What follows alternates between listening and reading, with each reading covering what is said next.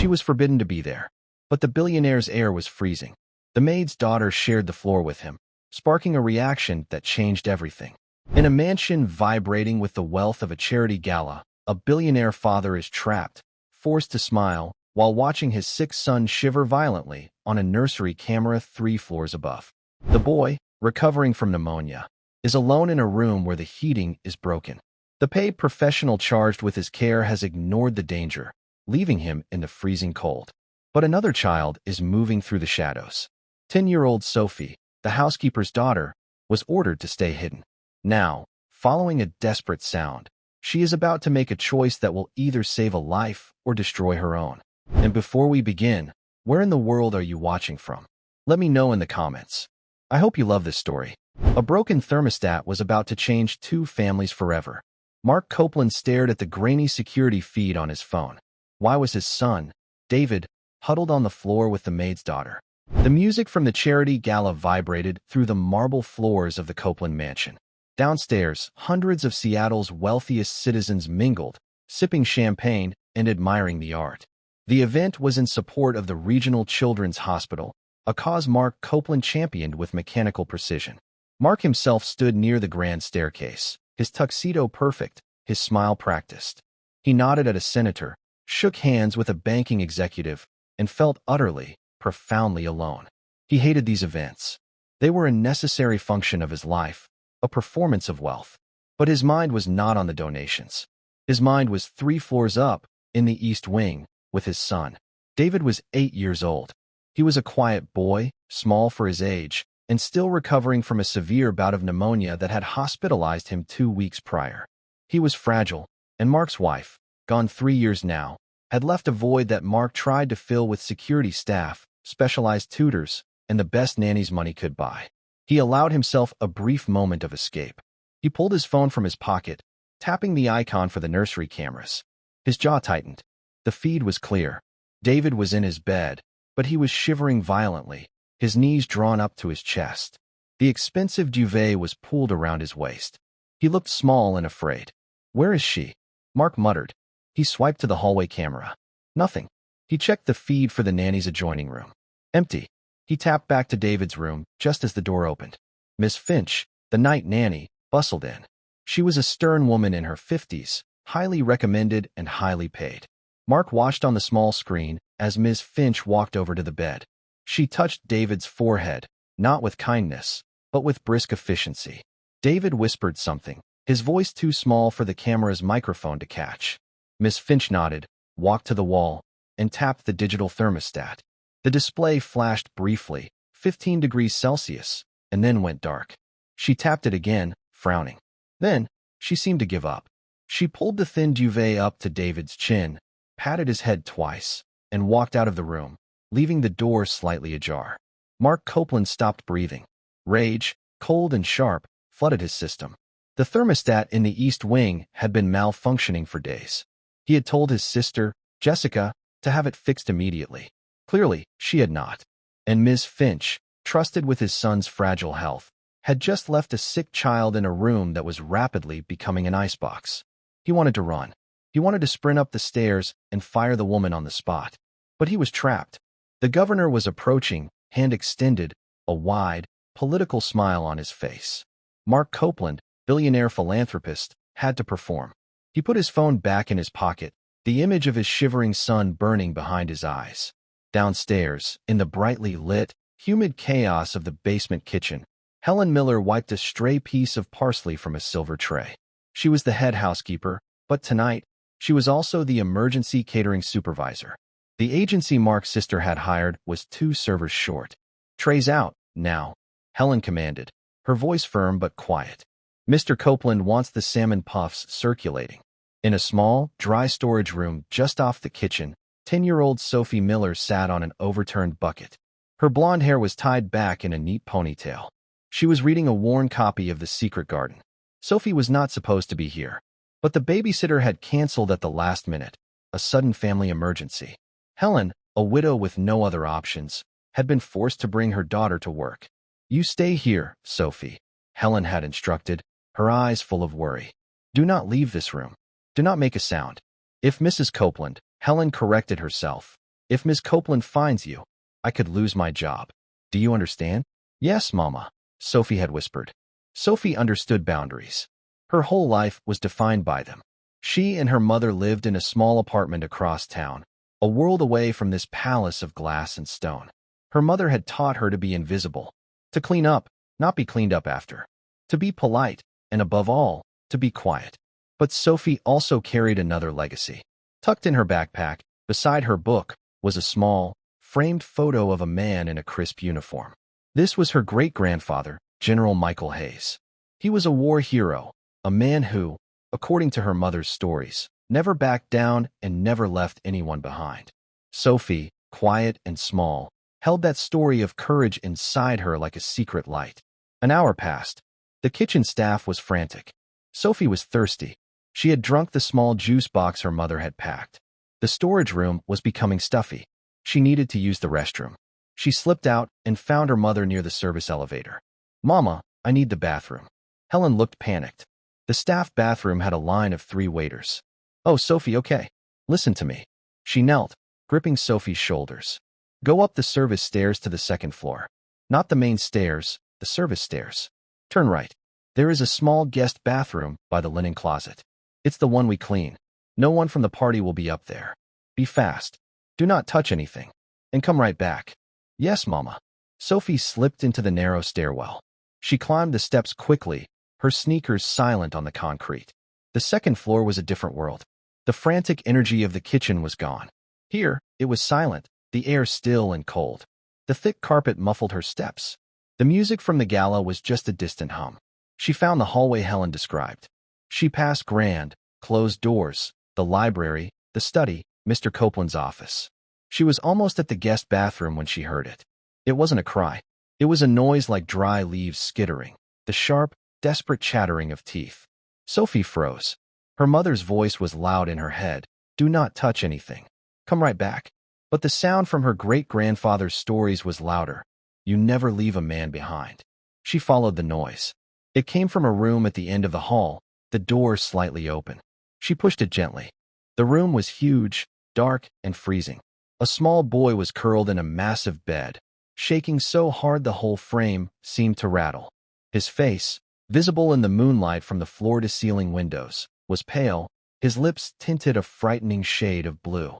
This must be David, the boy her mother sometimes mentioned, the one who was always sick. Hello, Sophie whispered. David's eyes opened. He was too cold to speak. He just stared at her, his breathing shallow. Sophie, raised in drafty apartments where the heating was always a day late, knew this kind of cold. This was a dangerous cold. She ran to the wall and saw the thermostat. The screen was black. Dead. She looked back at the bed. The duvet was thick, but it wasn't enough. The cold air was pouring in from the massive, single-pane windows.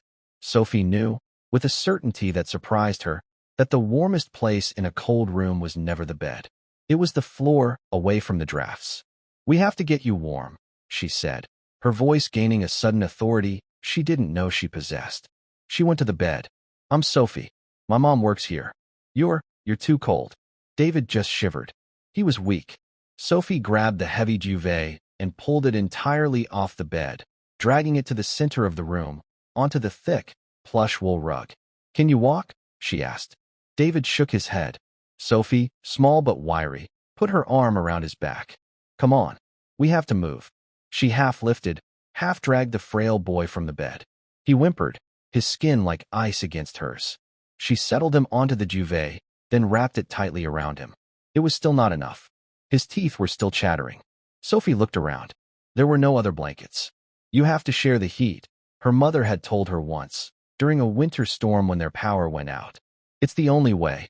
Sophie made a decision. She lay down on the rug beside David, right on the wool. She pulled the edges of the heavy duvet over both of them, creating a small, shared tent. Then, she pressed her own small, warm body against his back, wrapping one arm around him. It's okay, she whispered, her voice muffled in the fabric. My great-grandpa said you just have to hold on until the cavalry comes. We just have to hold on. David's shivering didn't stop, but it lessened. He leaned back into her warmth, a small, grateful sound escaping his chest. Sophie just held him, staring into the darkness, wondering if the cavalry was ever going to come, and knowing, with absolute certainty, that she was going to be in more trouble than she had ever been in her life. Mark Copeland had lasted exactly 7 minutes. The governor was mid-story about a fishing trip when Mark's patience snapped. "Governor, forgive me. My son." He didn't wait for a reply. He turned and walked, fast, toward the grand staircase. Guests parted for him, their faces surprised. A billionaire host does not simply abandon his own party. "Mark? Mark, where are you going?" His sister, Jessica Copeland, hurried after him, her diamonds flashing. Jessica was a woman who valued appearances above all. Mark leaving his post was a social catastrophe. "The thermostat in David's room," Mark said, his voice a low growl as he took the stairs 2 at a time. "You were supposed to fix it." I called facilities," Jessica stammered, breathless as she tried to keep up. "They said it was a minor sensor issue." "Mark, what is this about?" Mark didn't answer. He was checking his phone again. The feed from David's room was static. The signal was weak. He shoved the phone back in his pocket and moved faster.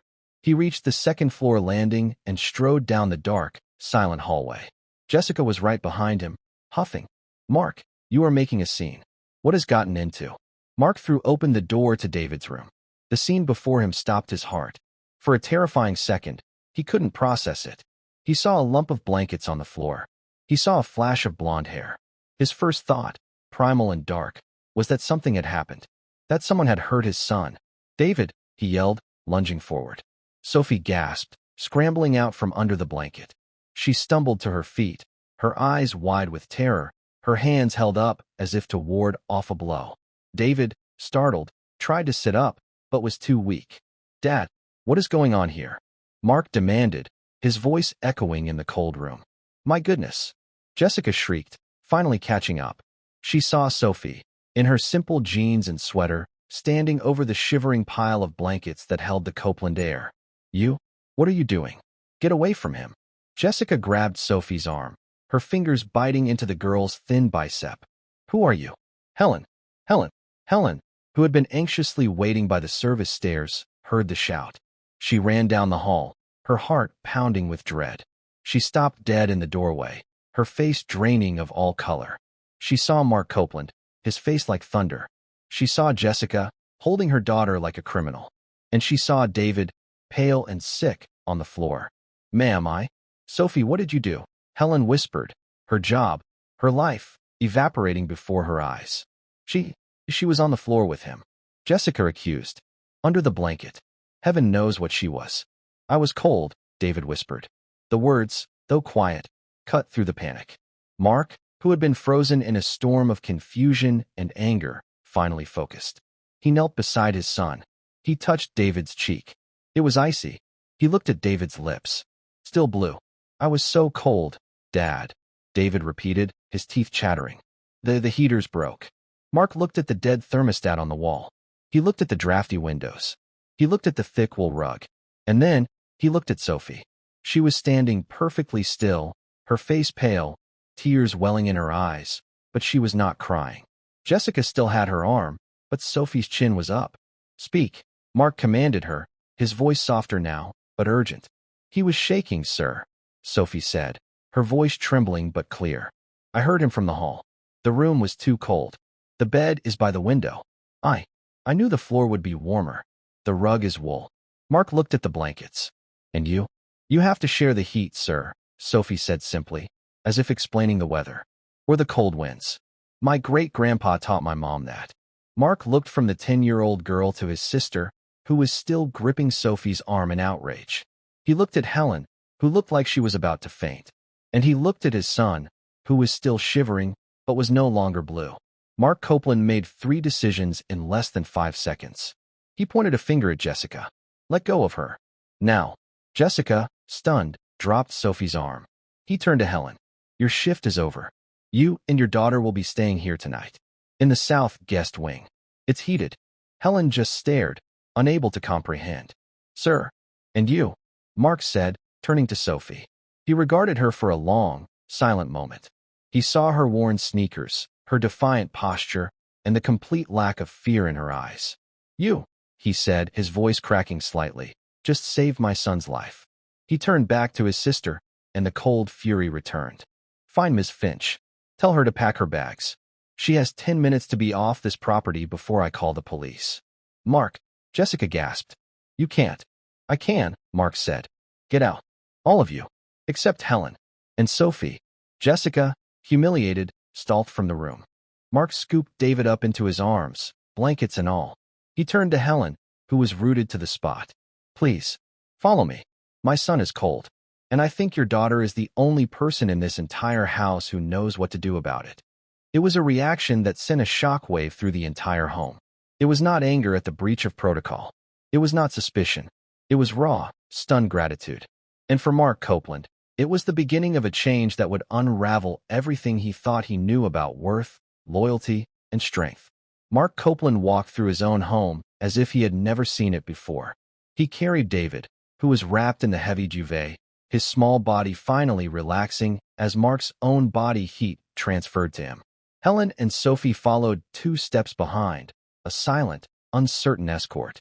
Mama, Sophie whispered, her hand finding her mother's. I'm sorry. I heard him. Hush, Sophie. Not now. Helen breathed, her eyes fixed on Mr. Copeland's broad, tense back.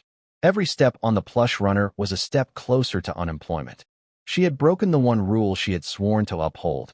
She had allowed her daughter to be seen. Worse, to be involved.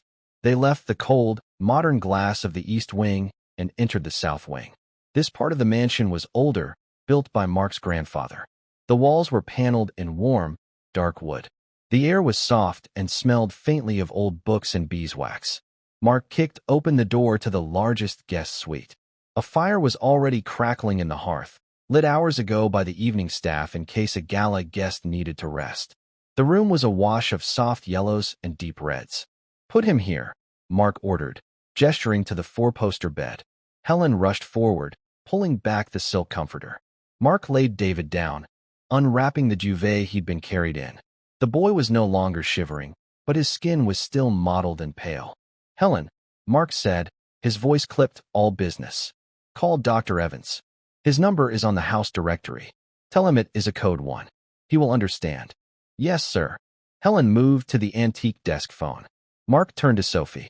He hadn't really looked at her until now. He saw a small girl with serious, intelligent blue eyes. She was not wringing her hands. She was not crying.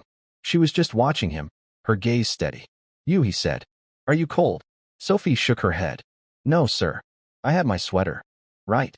Mark felt a strange, awkward energy. He was a man who dealt in numbers, in projections and acquisitions. He did not know how to talk to children, not even his own. He was good at providing, not at comforting. You said the floor? The rug, he said, more to himself than to her. How did you know that? Heat rises, sir, Sophie said quietly. But the cold from a window sinks. It's called convection. The cold air pushes the warm air up and flows across the floor. But a bed is high. The cold air goes right under it. It's like sleeping on a bridge. Mark stared at her. Convection. And the wool rug, Sophie added, gesturing to the one in this room. It's a good insulator. Better than wood. The cold gets trapped under it, but the top stays warm from the room. Helen was off the phone, her hand over the receiver. Dr. Evans is on his way, sir. 10 minutes. Thank you, Mark said, his eyes still on Sophie. Where did you learn about convection? My great-grandpa. He fought in the mountains in the war, Sophie said. He taught my mama how to survive in the cold. She taught me. Before Mark could reply, a vibration came from his pocket. He pulled out his phone. It was the gala coordinator. He silenced the call. Then another came. A text from the governor. Mark, hope all is well. Must depart. Let's connect next week. The party. He had forgotten. It was still happening, a sea of wealth and noise, 3 floors below them. And he was up here, in a warm room, with his half-frozen son and his housekeeper's daughter. Sir, Helen ventured, her voice trembling. About Miss Finch. And Sophie. I can't apologize enough. I told her to stay in the storage room. I only sent her to the staff bathroom. I never imagined. Mark held up a hand. The gesture was sharp, final. Helen, stop. Helen's mouth snapped shut. You will not apologize, Mark said, his voice low and intense. You will not apologize for your daughter doing what a $150,000 a year nanny failed to do. You will not apologize for her being smart, or for her being brave. He looked at Sophie. You disobeyed your mother. Sophie flinched, but she nodded. Yes, sir. You were told to come right back? You heard a noise, and you went toward it. Yes, sir. He sounded scared. And you were not. Sophie thought for a moment. She looked at her worn sneakers, then back at Mark. I was scared of getting in trouble. But David sounded cold. Cold is different. Cold can't wait. Trouble can. Mark Copeland felt the foundation of his world tilt. He paid people for their expertise. He paid for security, for medical care, for investment advice. He bought the best. Miss Finch was the best. His sister, who ran his household, was supposed to be the best. And they had all failed. The only person who had succeeded was a 10-year-old girl. A girl who understood the practical, brutal physics of survival. A girl who wasn't paid at all. Dr. Evans arrived, as promised, in under 10 minutes. He was a no-nonsense man who had been the Copeland family physician for 30 years. He entered the guest suite, took one look at the situation, Mark in his tuxedo, Helen in her black uniform, Sophie standing by the fire, and got to work. Pneumonia, then a chilled room. Not a good combination, Mark, he grumbled, listening to David's chest with a stethoscope. The nanny has been dealt with, Mark said tightly. Good. Dr. Evans checked David's temperature. 35.8 degrees Celsius. Low, but not dangerously so. He's warming up. The shivering has stopped. He looked at the boy, who was now awake and watching everyone with wide, tired eyes. You're a lucky boy, David. Getting this cold again. It could have set your recovery back weeks. We could have been looking at a relapse. Another hospital stay. Mark's blood ran cold. Another hospital stay. The weeks he had spent in that sterile white room, watching his son struggle for every breath, flashed before his eyes. But he's fine, Dr. Evans said, packing his bag. Thanks to... He looked at Sophie. This is Sophie Miller, Mark said, his voice thick. Helen's daughter. Oh. Dr. Evans smiled at her. Well, Sophie Miller, you have good instincts. Better than most. That floor and blanket trick probably saved him a trip to the ER. You want a job? Sophie blinked. I'm 10, sir. A joke, the doctor chuckled. Keep him warm. Broth in the morning. Let him sleep. He'll be perfectly fine by sunrise. The doctor left. Mark walked him to the service elevator. When he returned, the room had shifted. Helen was sitting on the edge of a velvet armchair, looking exhausted. Sophie, however, was not. She had taken charge. She had found a glass in the bathroom, filled it with water, and was holding it for David, who sipped weakly. Is that better? She asked. David nodded. It's still cold. I know, Sophie said. But the fire will warm the room soon. We just have to wait. David looked at her, his curiosity overcoming his exhaustion. Who are you? I'm Sophie. My mom's Helen. She's the housekeeper. Oh, David said. He had seen Helen, a quiet woman who appeared and disappeared, always cleaning. He had never seen Sophie. Why were you on the floor with me? To keep you warm, Sophie said. It's called buddy warming. My great-grandpa taught it. The soldier? David asked. Sophie's face lit up. She sat on the edge of the bed, a respectful distance from David. Yes, General Michael Hayes. He was very brave. From her backpack, which she had retrieved from the hallway, she pulled the small, silver-plated frame. She handed it to David. Mark stood in the shadows by the door, watching. David studied the photo. The man was young, in a sharp uniform, his chin high. He looked like he could command armies. He looked serious. He was, Sophie said. He fought in a place with mountains so high, the snow never melted. He said the cold was a worse enemy than the other soldiers. The cold was quiet, and it never slept. What happened? David whispered. One time, Sophie said, her voice dropping into a storyteller's rhythm.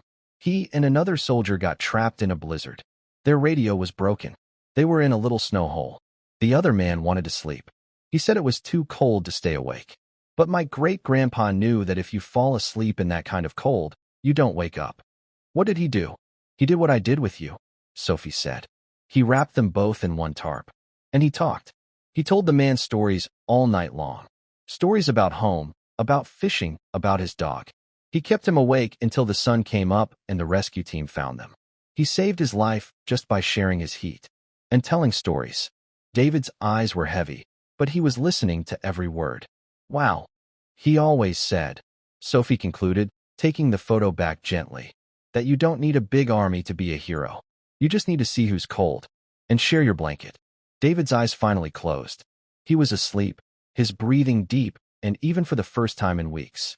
Mark Copeland stood by the door, his heart aching. He, a man who commanded a global empire, had been trying to fix his son with machines, with nannies, with temperature-controlled wings. And this girl had fixed him with a wool rug and a story. He felt a profound, unsettling shame. The gala was winding down. The governor was gone. The major donors were collecting their coats. The night, from a financial perspective, had been a success. Jessica Copeland, however, was in a cold rage. Mark had not returned. He had dismissed her, his own sister, like a disobedient servant in front of a child. He had fired the best nanny in Seattle. He had installed the housekeeper in the family's private guest wing. It was a breach of protocol. It was a breach of class. She marched from the grand hall, her heels clicking angrily on the marble. The staff was cleaning up, and she saw Helen's purse and coat still by the service entrance. They were still here. She took the service elevator to the third floor, bypassing the south wing, and went straight to the east wing. She found Ms. Finch, her face pale and streaked with tears, zipping a suitcase. "Ms. Finch, this is a travesty," Jessica said, closing the door. "He just fired me," the nanny whispered, horrified. "The thermostat was broken. I put another blanket on him. What was I supposed to do? He was fine."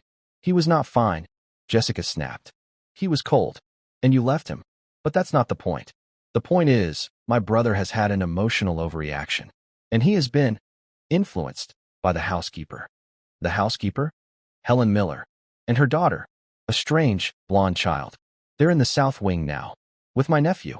Ms. Finch looked utterly bewildered. "What? Exactly?" Jessica's mind was working quickly. "Mark is not himself. He's stressed. Grieving. He's latching onto this heroic story. It's ridiculous. That girl was trespassing. She had no business being in this wing. She probably left the door open herself, made the room cold, and then played the hero to get sympathy. Or money. Do you really think so?" Ms. Finch asked, desperate to believe it. "I am certain of it," Jessica lied. "These people, they see an opportunity. A single father, a sick son. It's a classic setup." She patted Ms. Finch's arm. "You will go to the Grand Hyatt downtown. Build a room to the Copeland account. I will handle my brother in the morning. This is not over." "Thank you, Miss Copeland." "Thank you." Jessica nodded, her mind set. She would not let a 10-year-old girl and her mousy mother disrupt the order of this house. This was her house. Mark paid the bills, but she ran it. She marched down the hall to the south wing. She found the guest suite. The door was slightly ajar. She was about to barge in when she heard Helen's voice. "Sir, I must insist. We cannot stay here. It's not right. I can take Sophie home. The buses are running again. We will be fine. I'll come back in the morning for my duties." Jessica paused, listening. Good, she thought. At least the mother has some sense. Then she heard Mark's voice, as cold and clear as she had ever heard it. "Helen, I said you were staying. That was not a request. It was an order." "But, sir, my daughter." "Your daughter," Mark said, "is asleep in the armchair. She refused to take the other bed. She said it was too fancy." Jessica heard a soft, dry chuckle. It was Mark. He was laughing. "She is asleep," Mark continued, holding a backpack that contains a picture of a war hero, a man who understood duty. "Meanwhile, my son is asleep, in no danger, for the first time this month. And you want to take your daughter to a bus stop in the middle of the night? It's just, we don't belong here, sir." Helen's voice was full of anguish. "That," Mark said, his voice hardening, "is where you are wrong. Tonight, you and Sophie are the only two people in this entire godforsaken mansion who seem to belong anywhere. You will stay. You will sleep in the bed. Your daughter will sleep. That is the end of this discussion." Jessica Copeland backed away from the door, her face white with fury. He wasn't just grateful. He was impressed. He was charmed. This was no longer a simple breach of protocol. This was a threat to her position, to her authority, and to the very structure of the life she had built for herself. She returned to her own suite. She sat at her desk. She picked up the phone. She did not call the hotel. She called her lawyer. "Robert, it's Jessica Copeland," she said, her voice smooth as ice. "I need you to run a background check. A full one. Helen Miller. And her daughter, Sophie. And I want to know everything you can find about a man named General Michael Hayes." "Yes. I'll wait." Sophie Miller woke to the smell of coffee and bacon. She sat up. Her neck was stiff. Across the room, her mother was standing by the window, dressed in the same black uniform as last night. She had not slept in the bed. She had, Sophie knew, sat in the other armchair, watching over her and the boy in the bed. "Mama," Sophie whispered, untangling her legs. Helen turned, her face etched with a familiar, bone-deep weariness. But when she saw Sophie, her expression softened into a sad smile. "Good morning, sunshine. You slept." "You didn't," Sophie observed. "I rested my eyes," Helen said, a phrase that always meant she hadn't slept at all. In the massive four-poster bed, David Copeland stirred. He sat up, his hair a mess, his cheeks flushed with healthy, warm color. He looked worlds better than the shivering child on the floor. "Good morning," David said shyly. He looked at Helen, then at Sophie. I'm hungry." As if summoned, there was a soft knock on the door. It wasn't a sharp, impatient rap. It was a hesitant, polite knock. Helen smoothed her apron, her professional mask slipping back into place. "Enter." Mark Copeland walked in. He was not the imposing man in the tuxedo. He wore a simple, dark gray cashmere sweater and slacks. His hair was slightly damp, as if from a recent shower. He was holding a large silver tray, laden with food. It was so unexpected that Helen froze. Mr. Copeland did not carry trays. I assumed you'd be hungry," Mark said, his voice quiet. He looked awkward, like a man performing a task for the very first time. He set the tray on a low coffee table in front of the fireplace. "Mr. Copeland, sir, you shouldn't have," Helen stammered, rushing forward. "That's my job. I can go to the kitchen." "Helen," Mark said, not unkindly. "Please, sit. Eat." He looked at his son. "How do you feel, David?" "Good," David said. "Warm. And Sophie's here." "Yes." Mark turned his gaze to Sophie, who was now standing by her chair, her hands clasped behind her back. "Sophie." "Sir," she replied. Mark felt that same, strange awkwardness. He cleared his throat. I have spent the last few hours thinking about what to say to you." "Thank you seems small. It doesn't cover what you did." "I just helped him get warm, sir," Sophie said. "No, you did more than that," Mark said, his voice gaining intensity. "You did what an entire household of paid professionals failed to do. You paid attention. You acted. You were brave." He reached into his pocket. He was a man who solved problems with money. It was the only tool he had ever truly mastered. He pulled out a checkbook and a pen. "I want to reward you, Sophie," he said, moving to the desk. "I want to set up a fund for your education. College." Helen's breath hitched. "Sir, no. We can't accept that. It's not for you." "Helen," Mark said, turning. "It's for her." He looked at Sophie, his pen poised over the check. "Whatever you want. Name the amount. A new house. A car for your mother. Your college, paid in full. It's done." It was the ultimate test. He was offering her a kingdom. Sophie looked at the checkbook. She looked at her mother, whose face was pale with a mix of shock and temptation. She looked at David, who was watching her with open curiosity. Then she looked back at Mark Copeland. "No, thank you, sir," she said. Mark's hand stopped moving. "What? I can't take money for that," Sophie said, her voice clear and small in the grand room. "Sophie, don't be ridiculous," Helen whispered, mortified. "Sir, she's just a child. She doesn't understand." "I do understand," Sophie insisted, her chin rising. She was not being rude. She was being clear. "My great-grandpa, General Hayes, he got a medal for what he did in the mountains. For saving that man in the blizzard." "He did," Mark said, intrigued. "My mama told me the president gave it to him. But the man he saved, the soldier, he was rich. His family owned railroads. He tried to give my great-grandpa a house. A big one." "And did he take it?" Mark asked, slowly putting the pen down. "No, sir," Sophie said. "He sent it back. He told the man, 'You don't pay a man for doing his duty. You just say thank you, and you do your duty next time.' He said that's what holds the world together. Doing your duty." She took a small breath. "I wasn't doing my duty because I was in a place I wasn't supposed to be. But David was cold, and he was scared. So I shared my blanket. You don't get paid for that. It's just what you do." Mark Copeland sat down heavily in the armchair opposite Sophie. He set the checkbook on the table, next to the platter of bacon, and stared at the 10-year-old girl. He had spent his entire adult life in boardrooms, navigating a world of leveraged buyouts, hostile takeovers, and quid pro quo. Everything had a price. Every action had a motive. He understood greed, ambition, and fear. He did not, he realized, understand this. This clear, simple, unshakable code. He taught you well, Mark said, his voice rough.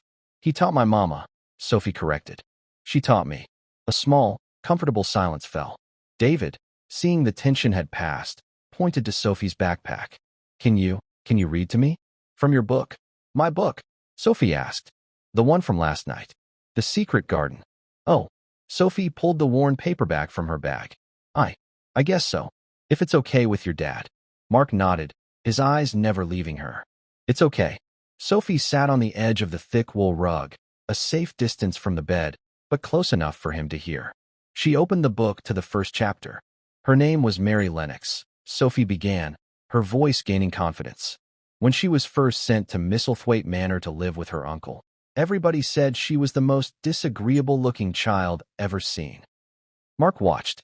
He watched his son, who was usually so withdrawn and anxious, visibly relax. David's eyes were fixed on Sophie, his body uncurling from its usual defensive posture. He was listening, truly listening. And Mark listened, too. He listened to the story of a lonely, unloved child finding a locked, dead garden and, in the process, finding herself. He looked at Sophie, a girl who seemed to carry her own secret garden of strength and honor, inherited from a soldier he'd never met. He looked at Helen, who was now quietly pouring coffee for him, her hands steady. She was a good woman. He paid her to clean his toilets. He had never once asked her name. A profound, sickening realization settled on him. He wasn't the master of this house. He was its prisoner. He was trapped in a world of surfaces, of nannies who didn't care and sisters who managed but did not feel. He was, he thought, just as locked away as the children in the story.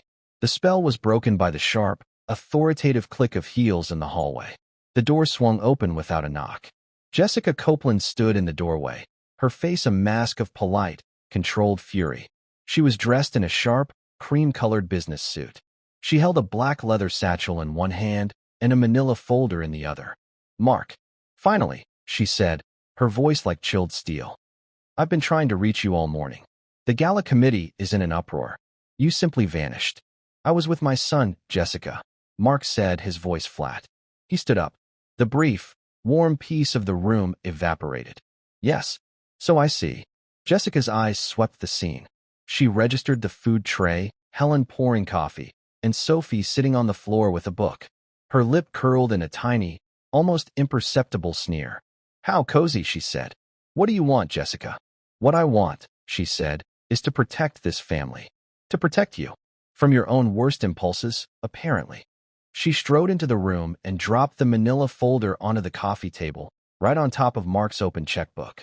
I took the liberty, Jessica said, loud enough for Helen and Sophie to hear every word, of having my lawyer do some research last night. On our guests.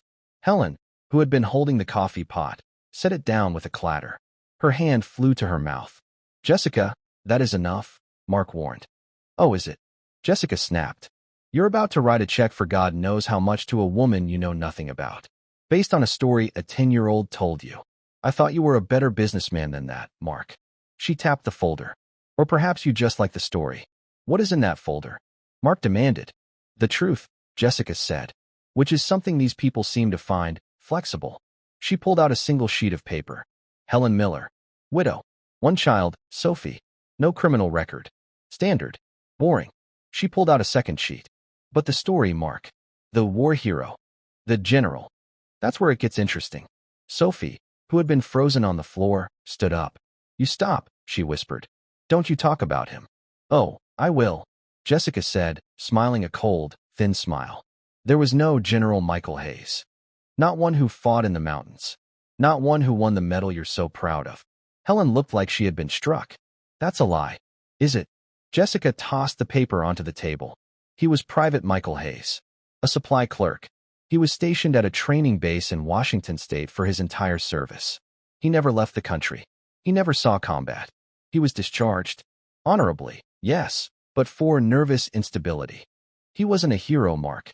He was a clerk. The words hung in the air, heavy and poisonous. Sophie's face was white. No, no, that's not true. He was a hero.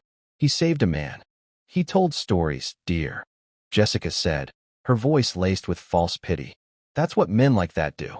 They invent a past to cover up a pathetic present. He was a failed supply clerk who told his family tall tales. And his family, apparently. She shot a venomous look at Helen, decided to use those tall tales to scam their way into a better life. How dare you? Helen whispered, her entire body shaking. You wicked woman. I am a practical woman, Jessica retorted. I am the one who protects this family from grifters and liars. I am the one who keeps order. She turned to Mark, her expression triumphant. She's a fraud, Mark. The whole story is a lie. A fabrication designed to prey on your emotions. To get you to open your checkbook. And you fell for it completely.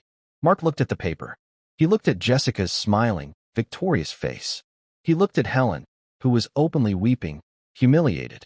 And then he looked at Sophie. She was not crying. Her small fists were clenched at her sides. Her blue eyes were blazing with a fire that was almost frightening. You're the liar, Sophie said, her voice shaking but powerful. Sophie, hush, Helen sobbed, grabbing her daughter's arm. We're leaving. We are leaving right now. No, Mark said. His voice was a dead calm rumble that silenced the entire room. He had not looked at the papers. He had not looked at his sister. He was looking only at Sophie. Mark, Jessica began, don't be a fool. The evidence is right. I said no, Mark repeated. He walked over to the coffee table. He picked up the manila folder and, without opening it, dropped it into the fireplace. The flames licked at the edges, and it began to brown. What are you doing? Jessica shrieked. That's the proof. I don't need proof, Mark said, turning to face his sister. I have my son, sleeping and healthy, in that bed. I have a nanny who I paid 6 figures, who left him to freeze. And I have a 10-year-old girl who told me, you don't get paid for duty. He pointed at the burning folder. I don't care what is in that file. I don't care if he was a general or a clerk. I don't care if he fought in the mountains or on a typewriter. It doesn't matter. How can you say it doesn't matter? Jessica cried, her composure cracking. Because he taught her, Mark said, pointing at Sophie. Whatever he was, whatever he did, he taught her mother, who taught her honor. He taught her that you don't leave a man to freeze. He taught her that you share your blanket. He taught her something that you and I, his voice was full of self-loathing, have apparently never learned. You can't buy that, Jessica. And you can't fake it. Mark, you are making a terrible mistake, Jessica said, her voice low and threatening. No, Mark said. My mistake was letting this house be run by a clerk. Someone who manages the accounts but has no idea what's valuable. He looked at Helen, who was staring at him, dumbfounded. Helen, I apologize, he said, his voice sincere. I apologize for my sister's cruelty. I apologize for her, for this. It will not happen again. He turned back to Jessica. You're done, Jessica. Your services are no longer required. Pack your things. Be out of my house by noon. Jessica Copeland's face collapsed. The triumphant mask shattered, revealing a raw, gaping terror. Mark, no. You don't mean that. This is my home. It's my home, Mark corrected. And it's my son's. And you have failed us both. You are exactly like Miss Finch. You saw a problem, and you looked the other way. Worse, you attacked the person who fixed it. Get out. Jessica stared at him, her mouth opening and closing. She looked at Helen. She looked at Sophie. The hatred in her eyes was pure, undiluted. She said nothing. She turned, her back rigid, and walked out of the room. The click of her heels faded down the hall, a sound of final, sharp defeat. Mark let out a breath he felt he had been holding for years. He turned back to the room. Helen was trying to wipe her tears. David was sitting up in bed, looking confused. And Sophie was walking to the fireplace. She knelt. The folder was now a black, bubbling square. She looked at it, her expression unreadable. Ma'am, she said to her mother, her voice very small. Yes, baby. Is it true? What she said. About great-grandpa. Helen's heart broke. She knelt beside her daughter, pulling her close. Oh, Sophie. It's complicated. So he wasn't a general? Sophie whispered, the first tear tracing a path down her dusty cheek. No, honey. He wasn't, Helen admitted, her voice thick with old shame. He was a clerk. And he was nervous. The war scared him. He never went overseas. So the story? The blizzard? The soldier? That story, Helen said, pulling back to look her daughter in the eyes, was true. But it didn't happen in the mountains. It happened in Seattle. During the big freeze of '52. He wasn't a soldier. He was a volunteer. At a shelter. And the man he saved wasn't a soldier. He was a homeless man. But he did save him. He did sit with him all night. He did share his heat. The rest, the general part, that was just a story he told. A story he told himself, so he could feel brave. Sophie processed this. The grand, shining image of her hero, the man in the crisp uniform, dissolved. It was replaced by a small, nervous man in a drafty shelter, sharing a blanket with a stranger. She looked at her mother. He was still a hero, wasn't he? Yes, baby. Helen wept, hugging her daughter tight. Yes, he was. He was the best man I ever knew. Mark Copeland stood by the window, watching them. He had just fired his sister, upended his entire life, and defended a story that had just been admitted as a lie. And he felt, for the first time in his life, that he had done exactly the right thing. The room was quiet for a long time. The only sounds were the soft crackle of the fire as it consumed Jessica's folder and the muffled sobs of Helen, holding her daughter. Mark Copeland stood by the window, the morning light hitting his face. He looked tired, older, but the hard, restless energy was gone. He looked, for the first time, at peace. He turned from the window. Helen was on her knees, her arms wrapped around Sophie, who was still staring at the fire, her face streaked with tears and soot. Helen, Mark said, his voice gentle. Helen looked up, her eyes red. She quickly tried to compose herself, to stand, to become the invisible housekeeper again. Mr. Copeland, we will pack our things. I am so sorry. For the lie. For all of it. There was no lie, Mark said. Helen and Sophie both stared at him. But, I told you, Helen whispered. He was a clerk. He made up the general part. It was a story. He told a story about being a hero, Mark said, walking over to them. He knelt, an act so foreign to him that his knees cracked. He was now eye level with Sophie. And that story made you, his great-granddaughter, brave enough to save my son's life. That is not a lie, Sophie. That is a legacy. A story that powerful. It's the truest thing in the world. Sophie looked from her mother to this powerful man, who no longer seemed scary. He just seemed sad. Your great-grandfather was a hero, Mark said. It doesn't matter what his rank was. It doesn't matter if the battle was in the mountains or in a shelter. He saw someone was cold. He shared his blanket. That is the beginning and the end of the story. Do you understand? Sophie nodded, a small, shaky movement. Good. Mark stood up. He looked at Helen. My sister is gone. Miss Finch is gone. My son is safe. This house is a mess, Helen. It's a cold, perfectly managed, empty place. It has been for years. I have been running it like Jessica. On paper. By the numbers. He motioned around the grand, beautiful, lifeless room. I don't need a housekeeper. I have a dozen of those. They dust. They polish. And they would have let my son freeze, just like Miss Finch did, because they were afraid of breaking a rule. Because they were afraid of Jessica. Sir, I don't understand, Helen said. I am offering you a new position, Mark said. I am not. I am not asking you to stay. I am begging you to stay. I want you to run this house. Not as a housekeeper. As the estate manager. Helen's jaw dropped. Sir? That's your sister's job. It's a corporate position. It manages budgets, staff, everything. And you think you can't do it? Mark asked. I clean floors. I have a high school diploma. You have raised a daughter who, at 10 years old, has more courage, honor, and practical intelligence than my entire executive board. Mark said, his voice firm. You raised her on that story. The story of duty. That is what I want in this house. I want that to be the new rule. Duty. Compassion. Not fear. The salary will be triple what my sister was. Paying herself. And, of course, you and Sophie will live here. In this wing. It's warm. Helen looked at him, speechless. She was being offered a new life. A life of safety. A life of respect. But, Mr. Copeland, Helen said, one last tremor of fear in her voice. Your sister, she won't just leave. She's your family. No, Mark said, looking at David, who was watching them all, his dark eyes wide. He is my family. You and Sophie, you saved my family. My sister is just a person I happen to be related to. He offered his hand. not as a boss, but as a partner. Will you help me, Helen? Will you help me make this house a home? Helen looked at her daughter. Sophie, her face clearing, gave a small, firm nod. Helen took Mark's hand. Yes, Mr. Copeland. I will. Later that day, Mark sat alone in his vast, silent study. The adrenaline of the confrontation had faded. He was left with the cold, hard wreckage of his life. He had fired his sister. He had essentially adopted his housekeeper's family. His phone buzzed. It was his lawyer. Mark, what in God's name is going on? The lawyer's voice tinny. Jessica just called me. Hysterical. Said you've lost your mind.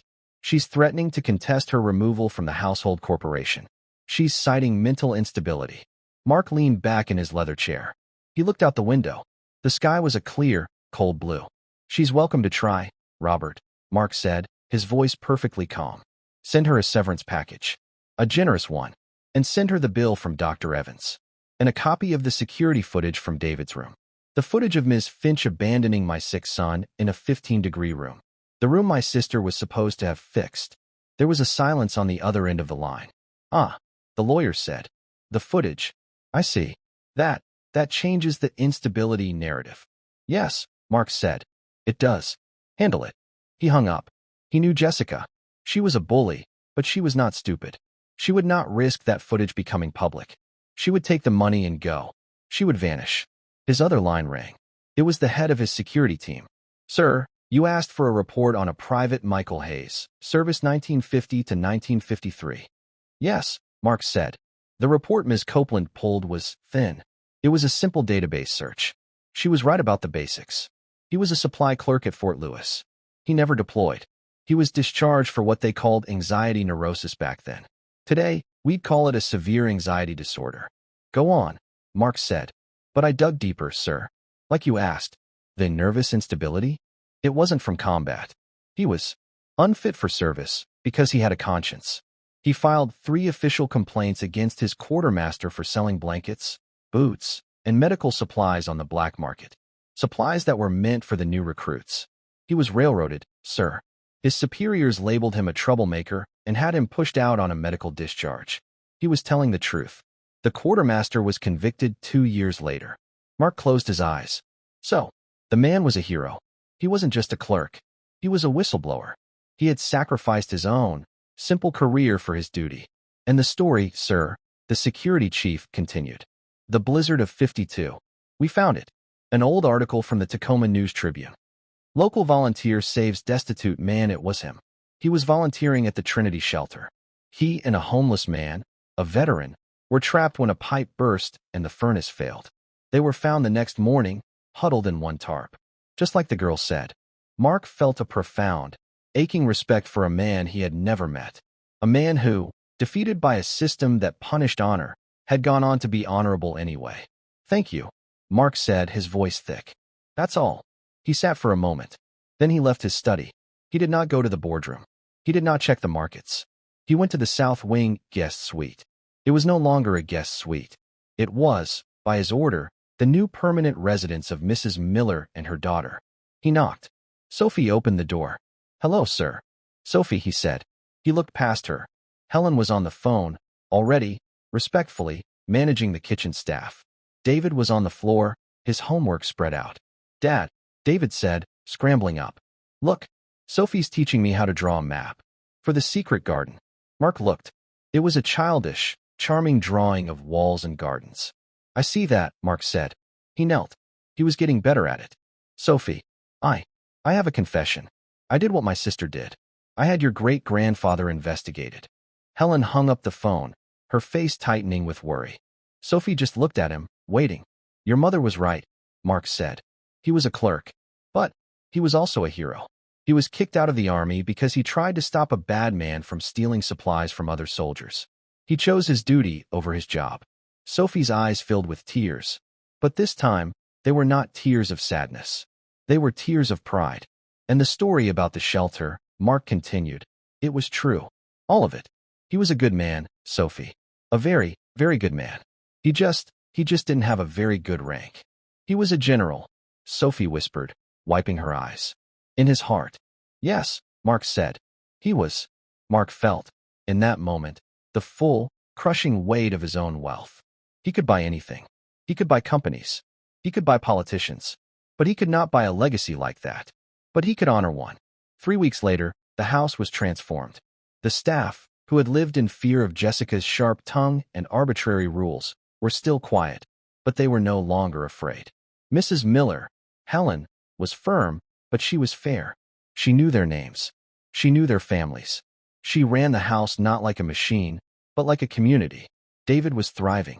The pneumonia was a distant memory. His new tutor, hired by Helen, was a kind, older woman who specialized in creative learning. He and Sophie were inseparable. They did homework together in the vast library. They explored the gardens. David, the quiet, fragile boy, was learning to laugh. Mark Copeland had also changed. He had not attended a single gala. He had, instead, come home at 5 o'clock every evening. One afternoon, he came home early. He found Helen, Sophie, and David in the small conservatory, a glass room filled with wintering orchids. "Sophie," he said, smiling, "I have something for you." He was not carrying a checkbook. He was carrying a large, flat, velvet-wrapped object. "This," he said, "is not a payment or a reward. It is an acknowledgement." He unwrapped it. It was a large, bronze plaque. At the top, it read, "The Private Michael Hayes Foundation for Civic Duty. In memory of Private Michael Hayes, 1928 to 1985, a man who understood that true honor is not found in rank or title, but in the courage to do what is right, and in the compassion to share your blanket with those who are cold. This foundation is hereby dedicated to funding and rebuilding the shelters of Seattle, ensuring no one is left in the cold again. Funded by the Copeland Family Trust." Sophie read the words. Her hand went to her mouth. "The old Trinity shelter was torn down years ago," Mark explained, his voice soft. "We're building a new one. In his name. The real him. So his story, his true story, will never be forgotten." Helen was crying openly, her hands clasped to her chest. Sophie stepped forward. She touched the cold, raised letters of her great-grandfather's name. She looked at Mark Copeland. "He would have liked this," she said, her voice full of a solemn, adult grace. "He would have liked that you told the truth." "Thank you, Mr. Copeland." "No, Sophie," Mark said. He looked at her, and at his son, who was standing beside her, smiling. "Thank you." That evening, the fire was lit in the library. Mark, David, Helen, and Sophie were all there. Helen was reading the paper. Mark was supposed to be reviewing a merger report. But David interrupted the silence. "Dad, will you read to us?" Mark looked up, surprised. "Me?" "Yes," Sophie said. "We finished The Secret Garden. We're starting a new one." She held up a thick book. "Treasure Island." Mark looked at the book. He looked at the dense pages. He had not read a children's story aloud since. "Well, ever. I'm not very good at it," he said. "That's okay," David said, moving to sit on the rug at his feet. "You just have to try." Mark Copeland, billionaire, philanthropist, and master of the universe, put his merger report on the floor. He took the book from Sophie. He cleared his throat, his voice awkward. Chapter 1. The Old Sea Dog at the Admiral Benbow. His voice was stiff at first. He read the words, but not the music. But as he looked at the two children, their faces wrapped in the firelight, he relaxed. He remembered the story his security chief had told him. A nervous man, in a dark, cold place, telling stories all night to keep a stranger alive. Mark took a breath. He changed his voice for Billy Bones. He put a growl into it. David giggled. Sophie's eyes widened. Mark Copeland smiled, and he read on. He was no longer performing. He was not a boss. He was not a host. He was just a man. He was a father. And in a warm room, surrounded by his small, strange, new family, he was finally sharing his blanket. And that's where we'll leave them, in the warmth of that fire-lit room. My hope in sharing this story is that it gave you a chance to step away from the everyday and remember that the smallest act of kindness, like sharing a blanket in a cold room, can be the catalyst for the greatest change. I'd love to know what you were doing while listening. Were you settling in with a cup of tea, or just taking a quiet moment for yourself? Drop a line in the comments. I truly read them all. If you want to make sure we cross paths again, hitting like and subscribing makes a huge difference. Thanks for spending this time with me.